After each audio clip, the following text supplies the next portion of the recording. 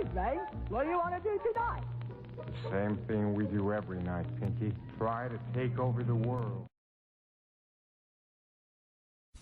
I think you'll find this a very practical night.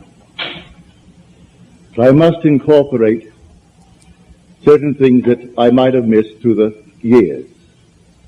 I tell you this because a very dear friend of ours, he's not here tonight.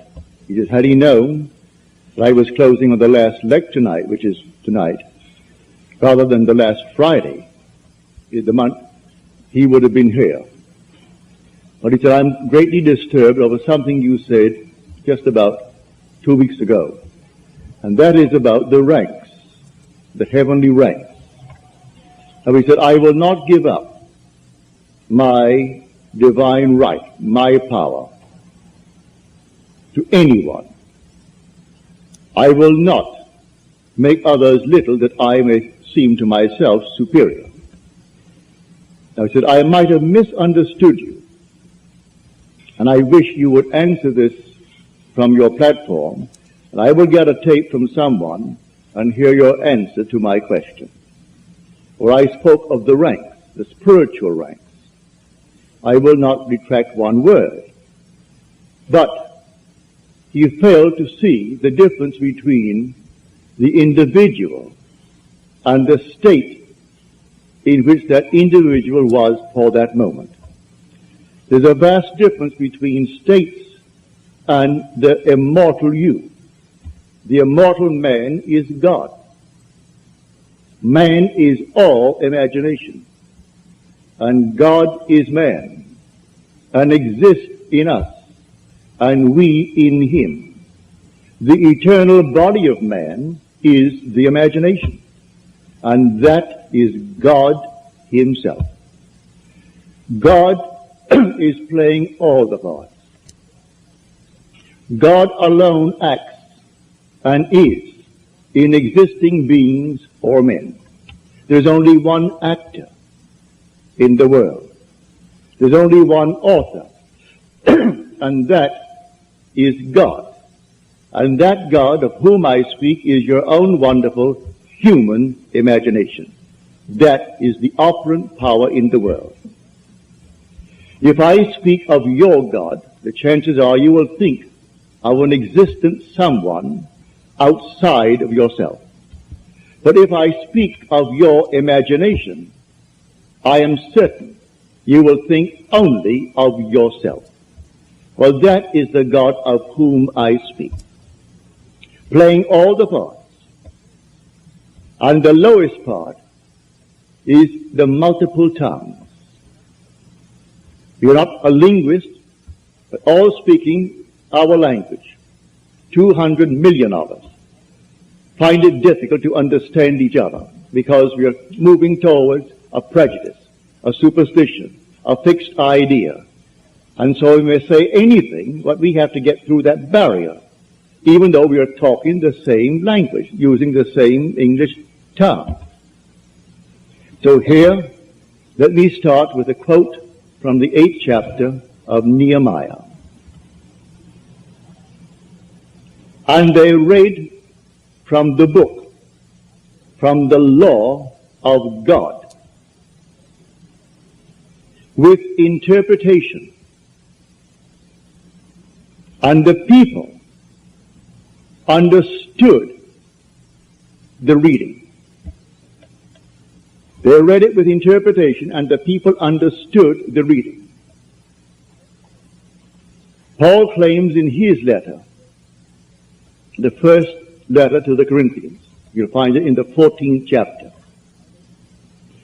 I would rather speak 5 words in my mind that I may instruct others than 10,000 words in a tongue. 5 words just to instruct others. Well, that has been my hope since I started teaching back in 1938. To make it so clear that there is no misunderstanding. But let me state it clearly now. The spiritual states of the soul are eternal. You do not change them. You pass through them like a traveler. And you start at the very lowest, the tongues, the confusion of tongues called Babel in Scripture, where we do not understand each other. And so we war over strange confusions. The second one is the administrator, the organizer. He will organize the confused states for personal gain. That is the second. And then Paul goes up for 8. He finds the last one, the apostle. Now, the one who played the part in the very lowest is still the same one who's going to play it when he is called as an apostle and sent to tell the true story, the same being. Do not identify him with the state called the apostle. While he is in it, he is going to play that part. But he is not that. He is the immortal self, which is the same one seated right here in everyone who is here. So the judge and the one that he is judging are both played by the same being, and that being the world calls God. But they do not know he is the only actor in the world. Only one actor. God only acts and is in existing beings or men. You and I, learning how to create, we create states to deliver others forever. But what we can make, we can unmake. So we do not make permanent states. We create a state and take a friend out of what he was expressing and put him into the state that we create for him. So tell me what you want. All right? You named it clearly. It's up to me now to create the state and put you in that state. What would it be like if he were now what I wish he were? Try to persuade myself that you are that being. To the degree that I am self-persuaded that you are, I have put you in that state. And in that state, while I am faithful to it and you are in it, you're going to externalize the contents of that state. But what I made, I can unmake. I cannot unmake the eternal states. These eternal states are all within the human imagination. They culminate in redemption.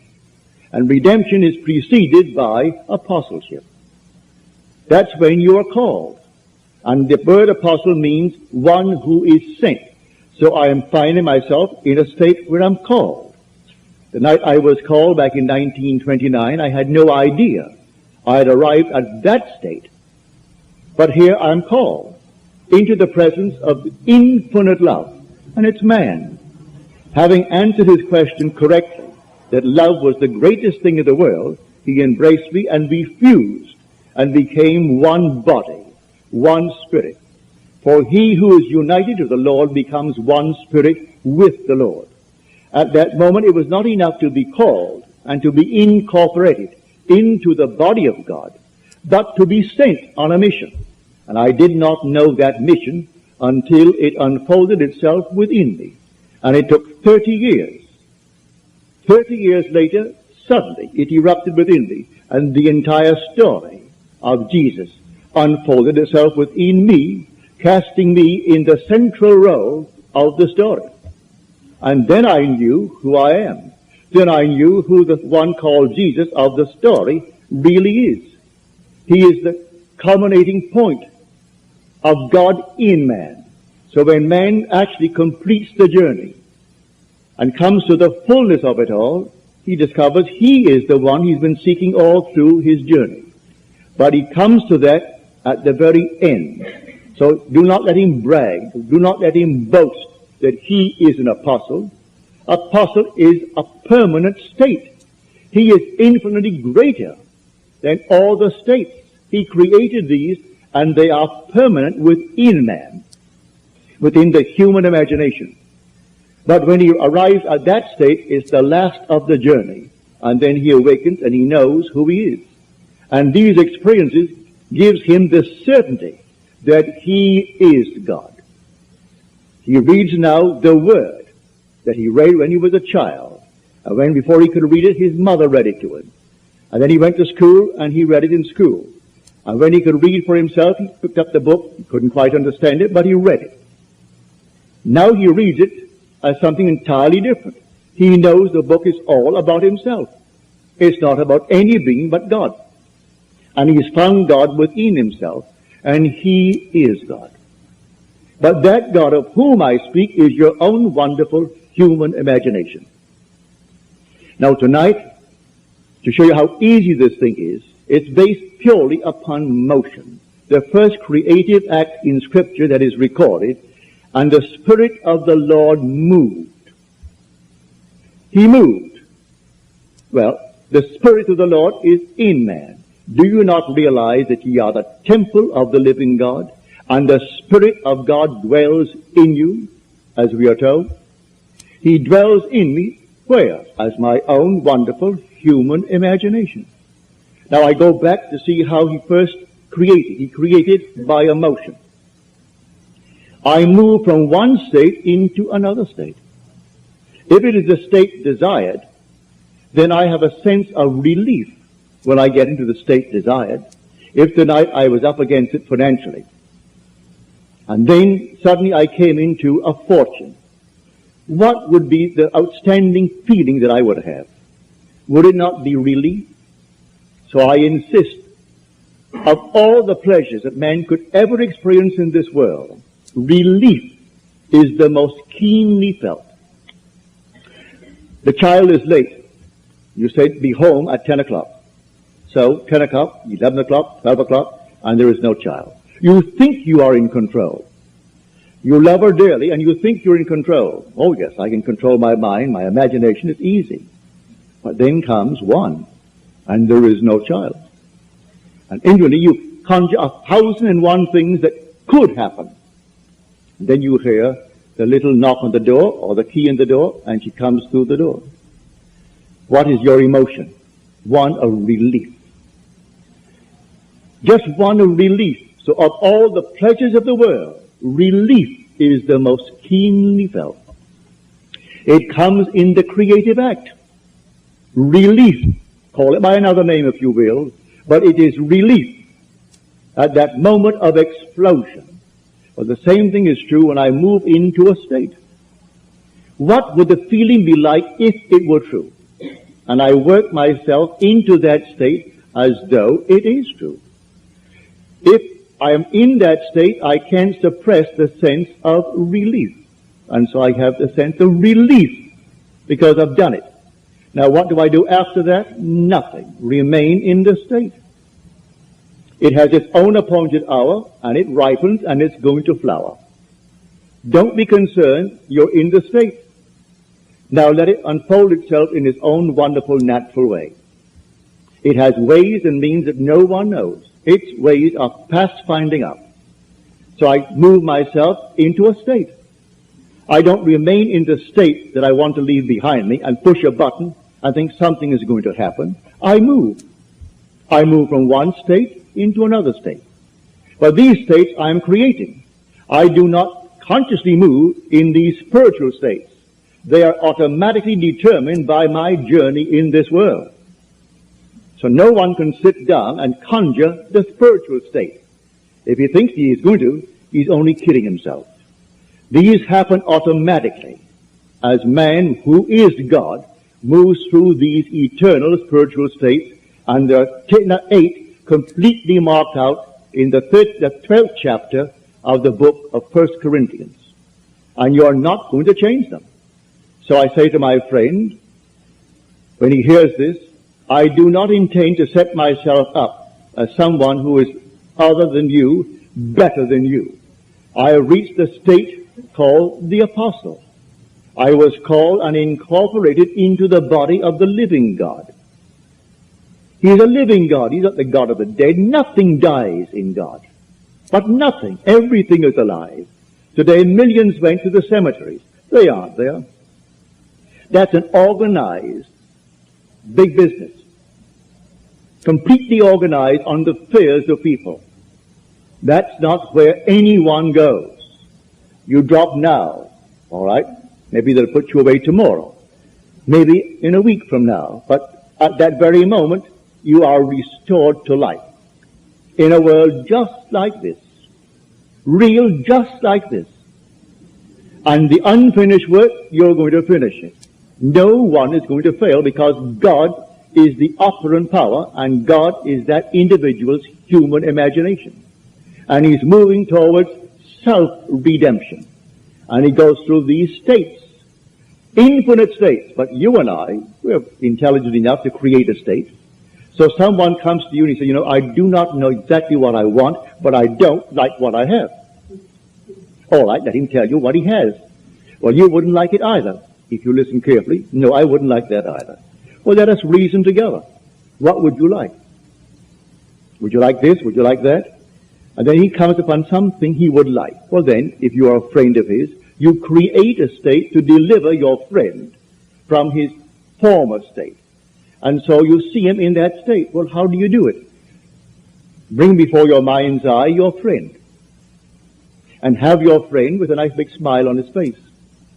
And have him actually thanking you for what you did for him. Now, the thing has happened yet, but you go beyond the present moment. And you are appropriating now subjectively the objective hope.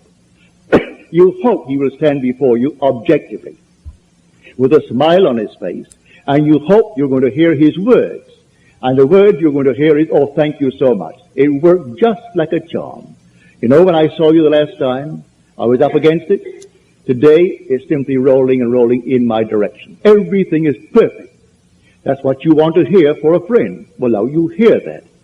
So if you're hearing that, you move him out of his former state into the state that you have now created for him. Do this, and you cannot fail. So prayer is not petition. Prayer is giving thanks. You don't get on your knees and petition any being outside of yourself.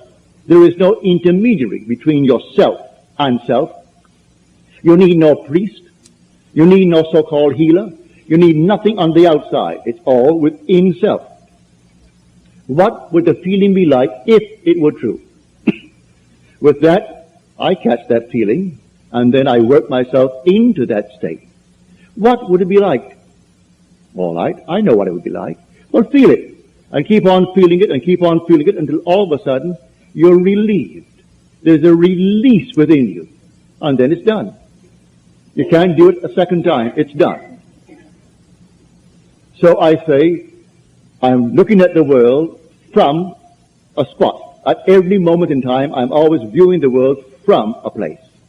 That place could be from a financial position in my world. It could be from a physical position in my world. It could be, you name it. I'm looking from a certain state.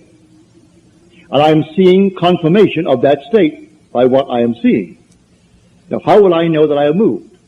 Well, it's a very simple test to know that I have moved.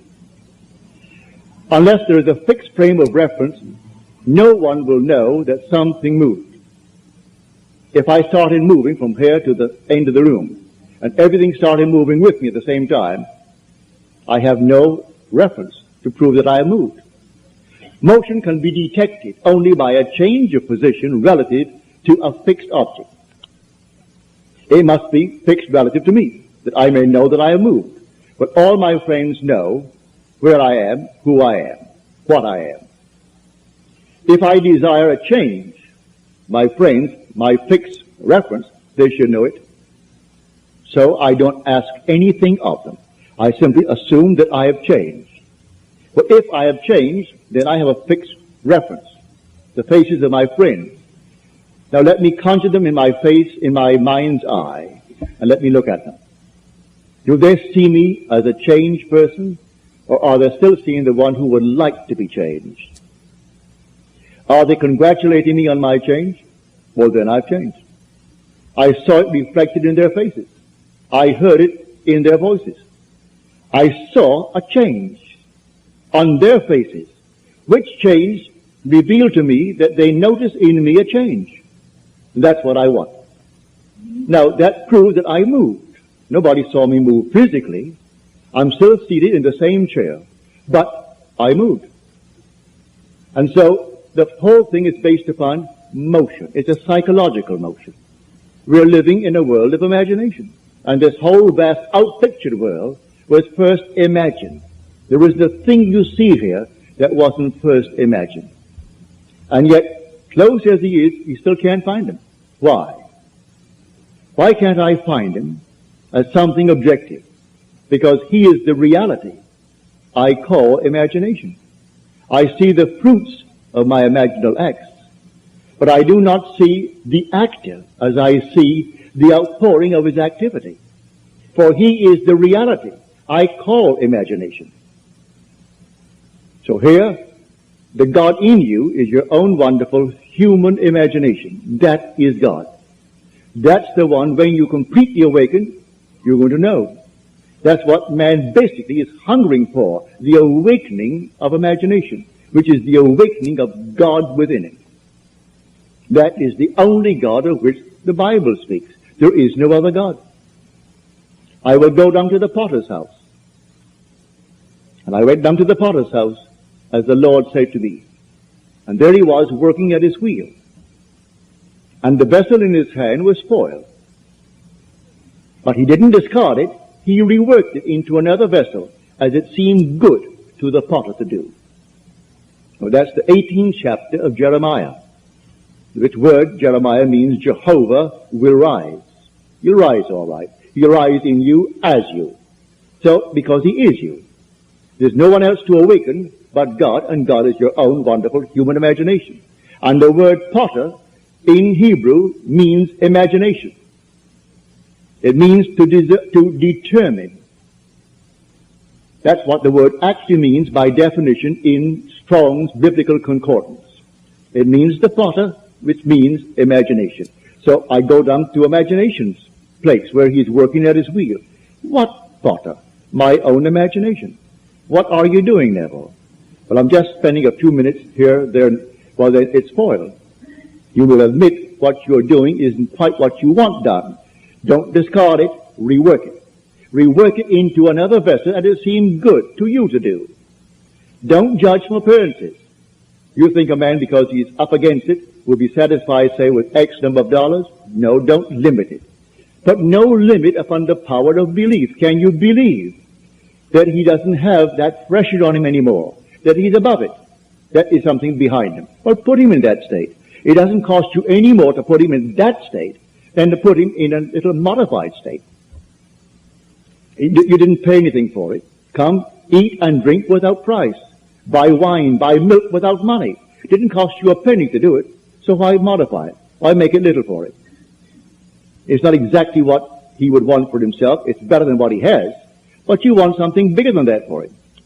And there is no limit. When you meet people of great wealth in this world, and you judge them because they have money, just talk to them for a little while. Money hasn't altered their other states. They're just as stupid as they were before. In fact, I've gone to parties where this one was a millionaire, that's so-and-so, and then the lady would point out another one. Say, see that one? Oh, she's not just rich, she's stinking rich. In her language, that meant multiple millions. And if you walk out of that place, I'm speaking of a club, I will not mention the name, a club in New York City, a ladies' club. They're all multimillionaires. Walk out on the street, but don't leave, just walk out and stay there. And then watch them come out after their big heavy lunches and their 3 or 4 martinis or whatever it is, and watch them. And if you didn't know these are members of that club with all the millions in the world, you would say to yourself, poor souls. Poor souls. You would think maybe they came out, they're cleaning up after the guests left. That's exactly what they look like. But they feel they don't have to put on anything because they're above it all. My father would say when they would come in and they were very, very rich, and he ran his store, and when they all became very, very elated with his fabulous wealth, he would turn to one of us and he would say, you know, God is really merciful. Suppose she didn't have money. He never completed the thought. He left it for us to use our imagination. Suppose she didn't have money. She's how merciful God is, he would say. And then you go on dwelling upon what your father did not complete. He wanted you to complete it. So I tell you, prayer will be answered. All prayers are answered if you know how to pray. And prayer is not begging. You don't petition. You give thanks. Well, you aren't going to give thanks to something that isn't. but you must actually believe in God. As you're told, he who comes to God must first believe that he exists and that he rewards those who seek him. But you must first believe that he exists. Read that in the 11th chapter, the 6th verse of Hebrews. All who will come to God must first believe that he exists.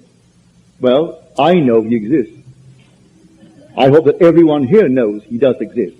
But as Blake said, why stand we here trembling around, calling on God for help, and not ourselves, in whom God dwells? So why turn on the outside to call upon a God when he dwells in me? Well, he dwells in me as my imagination. So I will commune with my own imagination until I am satisfied that it is done. And you get into the habit of feeling that it's done, the feeling of relief, and then you go about your business. And let it take its own course. It will take its course, and it will come out perfectly.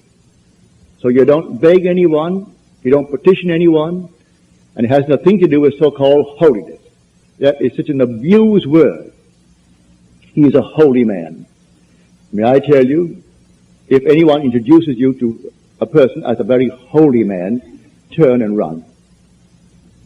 They'll fleece you. And I'm not fooling. They come over here from India, and you see them on the TV.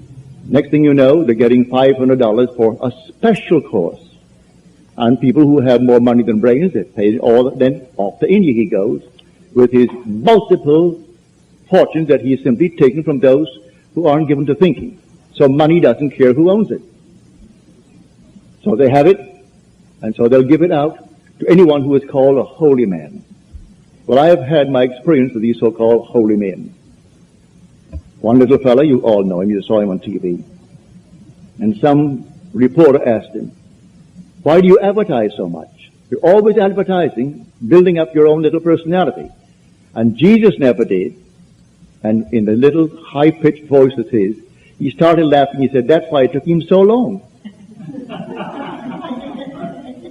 Well, I mean, after all, you sit down in your living room and you turn your little set on to listen to that nonsense. But people do it, and they're paid him for it.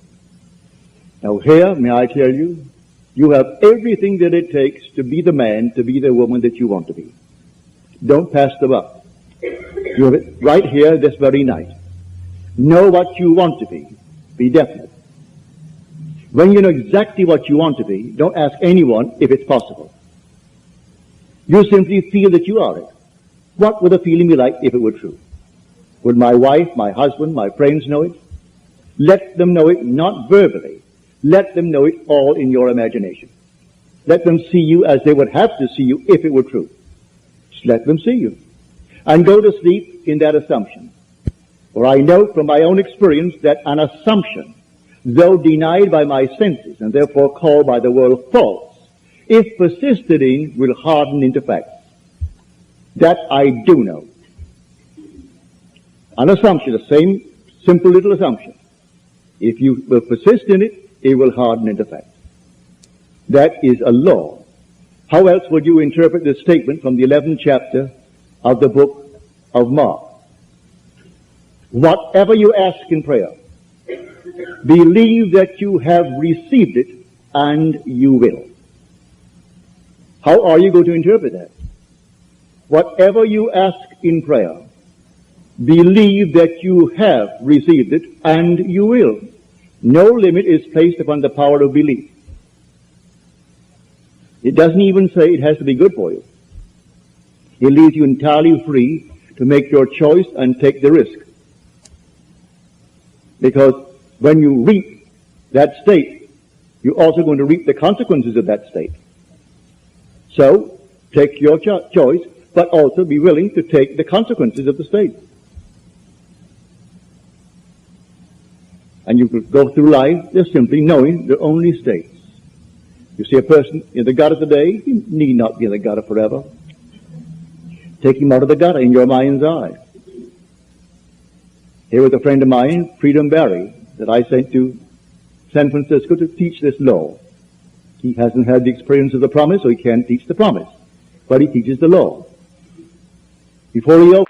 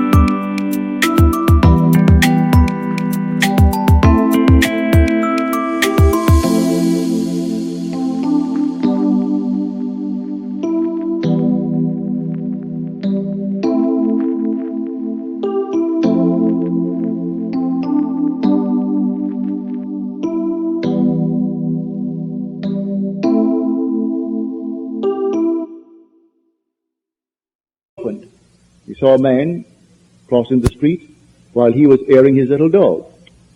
The man came over. First of all, he passed nice complimentary thoughts about the dog, which Freedom enjoyed. And then he said, could you let me have a little money? And Freedom said, I'm sorry, but I do not have any money. The man was very nice about it, a gentleman evidently, and he went his way. And Freedom, before he made one step, he remained right there on that sidewalk and saw that man gainfully employed. He said to Freedom he hadn't worked. He was out of work. And Freedom saw him gainfully employed and felt the thrill of his employment. A month later, Freedom is out walking the little dog. And this man crosses the street, comes over to Freedom, and he said, I don't suppose you remember me. And Freedom said, oh, yes, I do. Very well. He said, well, I want to thank you for not giving me money 1 month ago when I asked you. Had you given it to me, I'd be asking you for money today.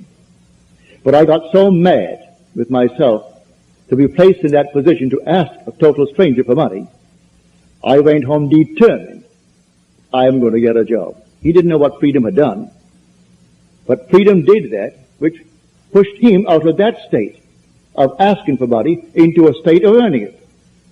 He went out the very next day after he met Freedom and got himself a job that paid well. He said, I'm on the job that I got the day after I asked you for money. I'm still on it, and there is room for growth in that job, and I'm sticking with the job. So again, thank you for not giving me the money. If freedom had done what most people would do, would have walked away and said, no, I don't have any money for you, or I don't have money, without explaining why. But freedom did something about it. He put the man in an entirely different state. And having put him in a different state, the man got a job the very next day. So I say to anyone, you can try it. Don't pass the buck and help everyone in this world. You create states to deliver individuals evermore. These are states that you create, and you can drop them. But the other states of which I spoke earlier, the spiritual states of the soul are forever, and no one's going to change them. But to make myself clear, when you are in the final state of the apostle, it doesn't mean you're better than you yourself when you're in that multitude of confusion. For God was playing that as he's playing the state of the apostle. But God is above all states. And you are God. So you're not an apostle forever. You play that, and that's the final part of the journey. And you come out redeemed when you hit that state. And you know that you are the apostle because you're sent. And the apostle is one who is sent. It's only then you know you've been chosen for a definite reason. And you're sent to tell what's going to happen to you. Well then, 30 years later, in my case, it happened to me that I could then speak with authority. I was not quoting anyone. I was not in any way speculating or theorizing. So when I tell you David is the Christ, I speak from authority, from experience, and therefore I speak with authority. When I tell you he is the only Son, which is a resultant state of the journey you made through those eternal spiritual states. And when you hit the last one, you are born. Listen to these words. In the King James Version and Moffat's Version and others that I have at home, it's correctly translated. The Revised Standard Version, the New English Version, have added a word that confuses the entire thing. This is now the 8th chapter, the 11th verse of Romans. If the Spirit of him who raised Jesus from the dead dwells in us, he will also raise Christ. Two entirely different ones. But if you say also raise Jesus Christ, you're going to confuse the entire thing. So that the King James Version leaves off the word Jesus when it comes to the second raising, which is Christ. And it happens just like that. Jesus comes first. It's the I am of man. That's the Father. He is awakened first. 5 months later, then comes David. 139 days after the Father awakens within the sepulchre. Then comes an explosion, 139 days later, and then David stands before you. He is the resultant state. Now, when you read the Bible in the future, and I hope you all will, always bear in mind the characters mentioned there and depicted there are not individuals as you and I are. They are states of consciousness. From Adam to the very end. These are all states of consciousness. So, the names signify the state, if you know the meaning of the name. But do not think when you use the word Abraham, you're speaking of a man. As when I speak of Bill, Bill is a man. He's an individual. It says God wearing that mask called Bill. But when I speak of Abraham, that's a state of consciousness. But when you meet these states of consciousness in vision, they are personified. And you see a man, but it is not man as you are man. All these are contained within the human imagination. So when you encounter Abraham, well, you're going to see a man. And you know he's Abraham. When you encounter David, you meet a youth, an eternal youth. But it's a resultant state. You are above all states. You are God. Every being in this world is God, and God is one. Hear, O Israel, the Lord our God, the Lord is one. And never get away from that. That is fundamental. The minute you have two gods, You're going to get confusion.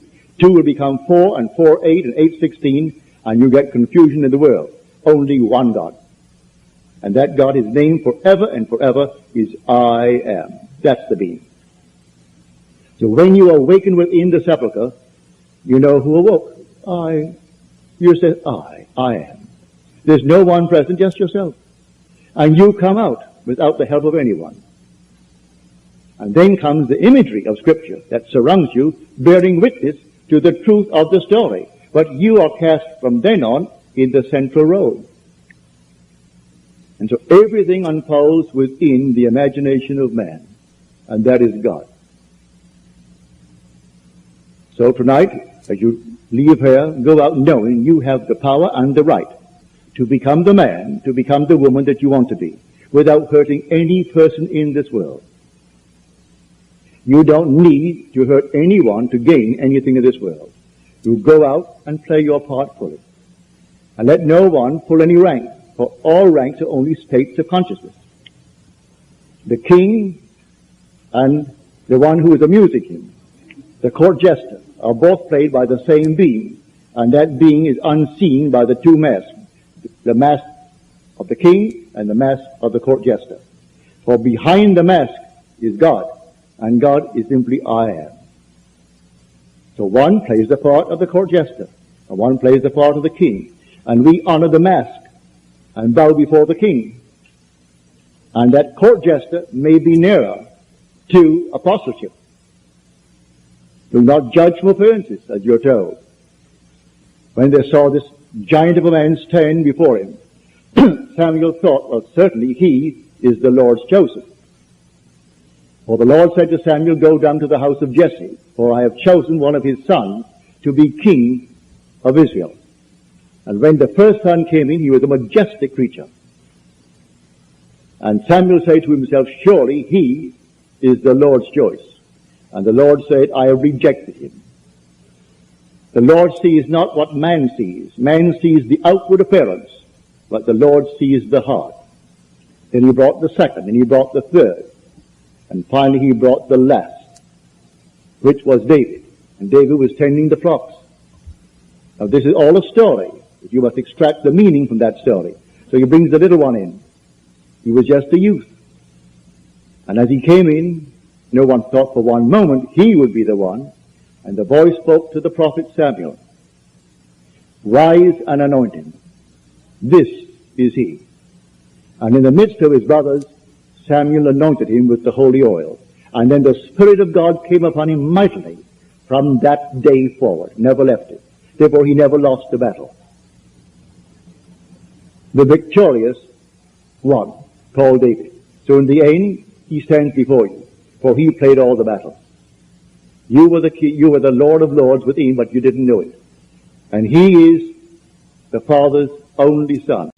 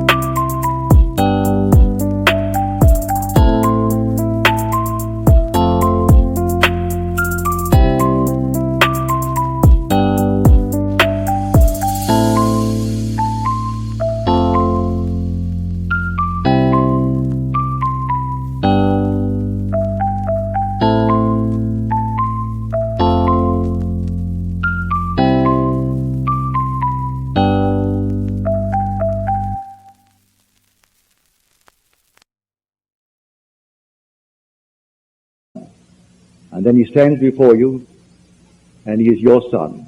And then only do you know you are God the Father. You gain all the assurance that you need when you see David. For he is God's son, and he is your son, therefore you must be God. And that's the story. Now this being our last night, suppose we go into the silence and give you ample time for questions if you have any.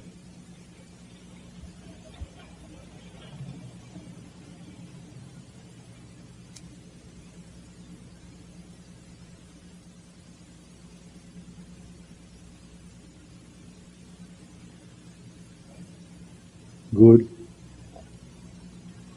Harry, I didn't see this, and I could have used it an hour ago.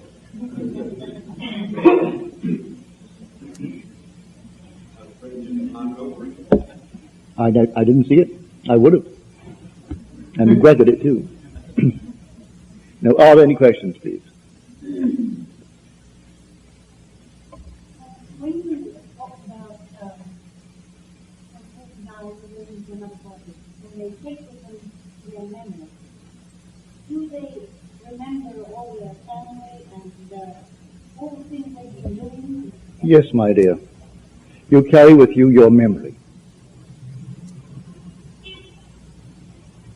Even though the body is now, well, those that I've seen, and I've seen so many, including my parents, the day that my mother died back in 1941.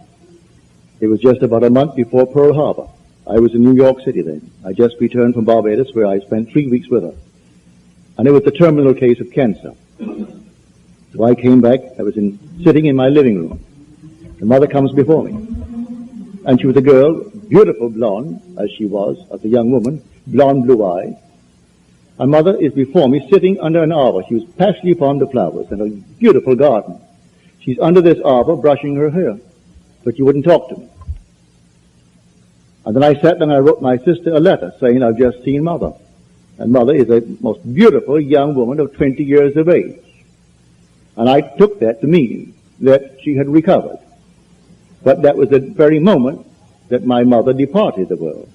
But when I got my sister's letter that came back to tell me, that was the hour, allowing the difference in time between New York and Barbados. And that was exactly when mother closed her eye, and that was it. But she instantly appeared to me in New York City, 2,000 miles away, not as the old person. She was only 61 when she died. But she looked much older because she was in such pain for the longest while. Mother must have looked, well, you can't name it. It was so old. And she lost so much weight. She was a little tiny shrunken thing when mother was not given that weight. But I saw her at 20. My brother Lawrence, who died at 62 or 63, he was going on 63. And I saw Lawrence, he was about 21, 22. My father, same thing. Jack Butler, who was my secretary, when he dropped dead at the age of 50. When I met him 8 months later, Jack was about 21, 22. So I can only tell you what I see. They all are restored. They aren't little babies. They're restored with intelligence, and they know who they are. They know who you are. And many of them don't even know that they died. Totally unaware of it. The majority don't know it, because they haven't died. Like Jack, when I said, well, Jack, you know, you died. I went to your funeral. So you're crazy. I die, but I'm not dead. I said, yes, you die, but you're not dead. Well, that doesn't make sense, does it? Well, you know, there are states of consciousness in which visionary men are accounted madmen. And so I've been accused of being mad, being insane, but I can't help it. I see these things and I tell you exactly what happened to me. But there are certain states in which all visionary men are accounted madmen. On 49th Street in New York City one day, I was opposite a window that had a nice display of my books and a big picture of me. And two women came by, three came by. One was the guide showing the other two friends of hers who came out of town and wanted to see the sights of New York City. And so I came up and stood next to them. They didn't know me and didn't look at me, but they're looking at the picture. And one woman said to the other two, "You see that fellow?" Naturally, they're all looking at it. Said, "He's as mad as a hatter." But you should go and hear him. It's part of the things to do when you come to New York City. Go and hear him. He's just as mad as they come. They call him the mad mystic of 48th Street. Well, she heard that. No one called me the mad mystic, but she must have heard it to tell these two. I'm called the mad mystic of 48th Street.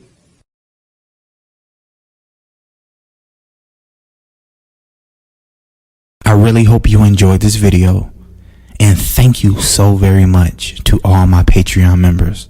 For $5 a month, my members receive exclusive affirmations, instructional videos, and so much more. Link to sign up in the description.